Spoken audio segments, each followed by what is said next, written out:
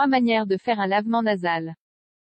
Lorsque l'on inspire, des particules allergènes se déposent dans le nez et peuvent déclencher une crise asthmatique, parmi d'autres affections. À ce stade, il est très important de procéder à un lavement nasal correct.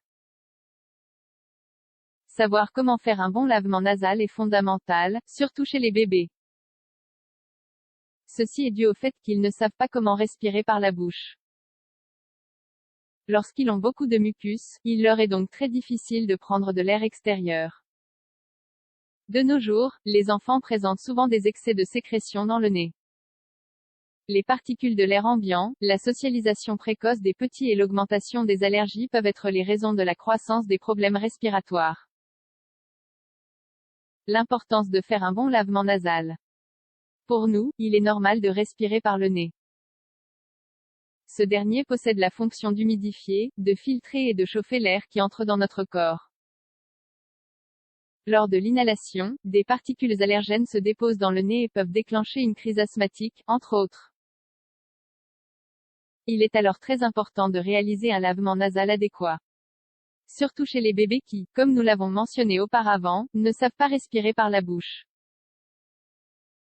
Le lavement nasal est une technique qui consiste à faire passer de l'eau salée à travers les fosses nasales dans le but d'évacuer les sécrétions, la saleté et les allergènes grâce à la capacité de transport du liquide. Par conséquent, l'objectif du lavement nasal sera d'expulser le plus possible de particules allergènes qui sont en contact avec la muqueuse. De cette façon, la réponse allergique sera moins intense que prévu si le contact persiste.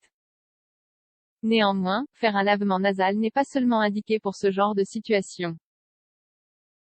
Il est conseillé également dans d'autres circonstances comme par exemple quand on souffre de rhinosinusite chronique ou aiguë goutte post-nasale avec une toux chronique due à l'écoulement traitement préalable avec des corticoïdes nasaux soins post-opératoires endonasal conseil pour faire un lavement nasal à un enfant. Le sérum physiologique et le mouchoir des jeunes enfants qui ne savent pas comment expulser le mucus.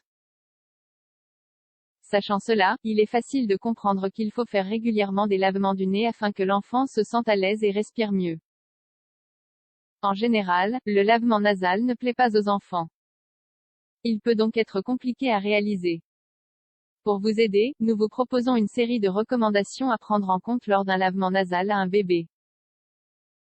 Appliquez les lavements avant de dormir et avant de nourrir les bébés. Vous pouvez allonger l'enfant sur le ventre, ou sur le dos, en essayant de tourner sa tête d'un côté et en veillant à ce qu'il ne se penche pas en arrière après cette manœuvre. Il est judicieux d'asseoir le bébé afin de favoriser l'expulsion des sécrétions si le nez est très obstrué. Vous pouvez ajouter un peu de sérum, masser pour ramollir et ajouter à nouveau du sérum. Les enfants plus âgés sont capables de faire les lavements eux-mêmes, en inclinant la tête d'un côté puis de l'autre.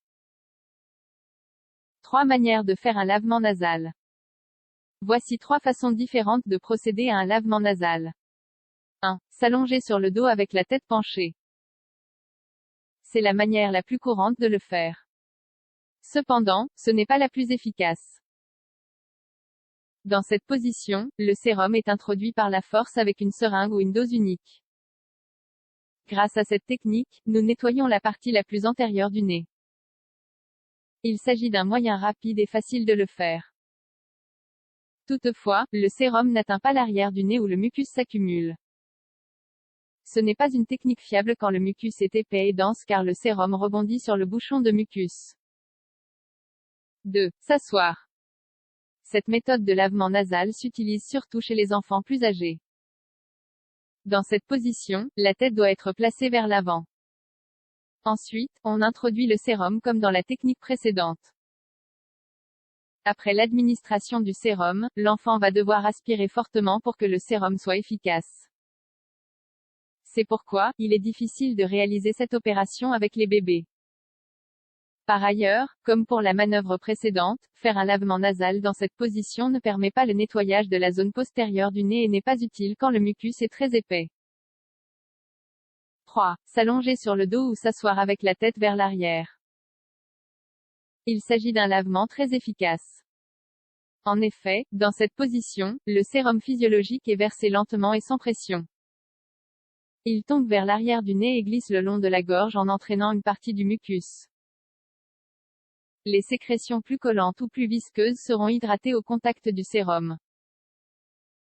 Ensuite, il est préférable que l'enfant inspire fortement pour que le mucus qui se trouve dans la zone arrière du nez finisse par tomber dans la gorge pour l'avaler ou le cracher.